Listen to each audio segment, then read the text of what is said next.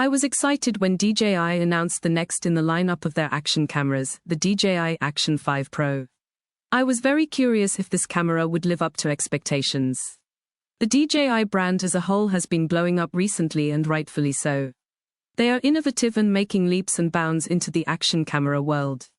As someone who has owned and used the DJI Action 3 and 4, I had very high expectations for the Action 5 Pro. Did it live up to these? The DJI Action 5 Pro looks very similar to the Action 4. There are no real major aesthetic changes or big changes in size. This makes sense because there was nothing to fix in this area of the Action 4. It is a good-looking sleek camera that feels very lightweight, important when you consider my main use is filming from my helmet for POV videos. There is no noticeable weight on the lid, so you can film easily. The weight differences between the 4 and 5 is a mere 1 gram, with the 5 weighing in heavier, but honestly it is just 1 gram. On the face of it, there are not many differences. Surprisingly, the sensor is the same on the 5 as it is on the 4, 1/1.3 inches CMOS, but it is the next-gen sensor. Max resolution is the same as the 4, 4K, 16:9, 3840 x 2160 at 100 and 120th FPS. The real differences start to come into play with the battery life. There is a noticeable upgrade on the battery life, almost doubling the time of the 4. That said, these batteries will be compatible with the 4, so one can argue you could just use those for the 4 as well.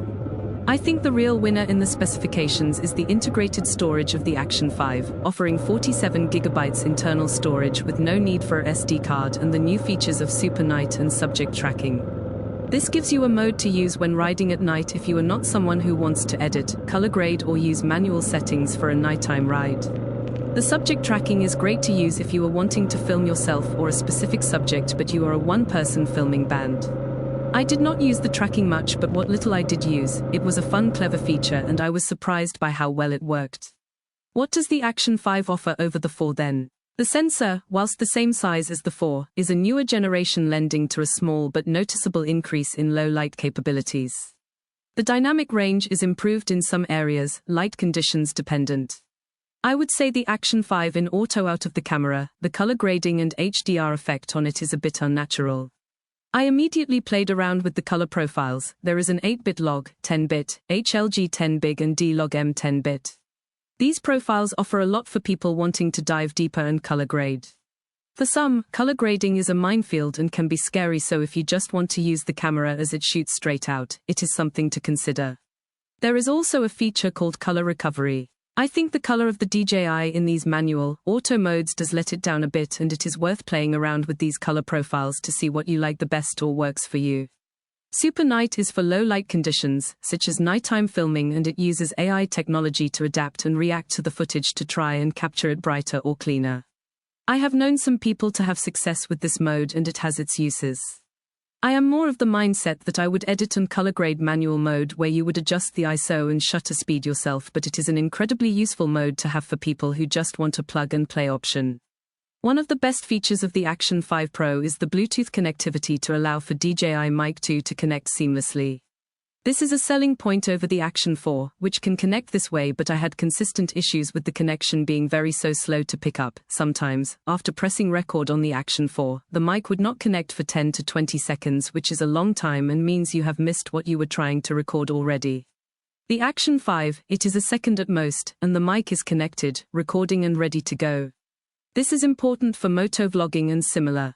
The Action 5, like the 4, records high-quality footage and includes the same stabilization options of Rocksteady and Rocksteady Plus and horizon balancing.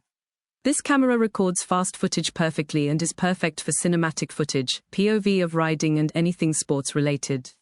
I know some people who use it for general filming and vlogging as well. The camera has plenty of capability to be used as an all-rounder.